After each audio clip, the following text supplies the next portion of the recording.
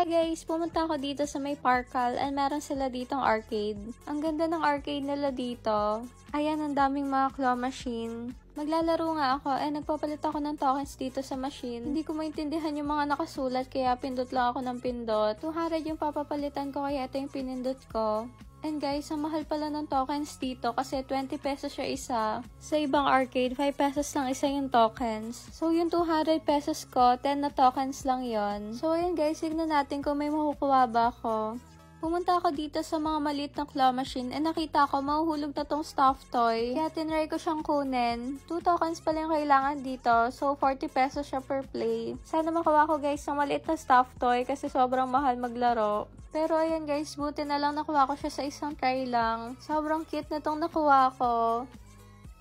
Naglaro naman yung mama ko tinry niya kunin tong bear. Binuhat siya ng claw pero pagdating sa taas, binitawan siya. Sayang kasi mas lumayo siya dun sa may prize shoot. Tinry ko din maglaro.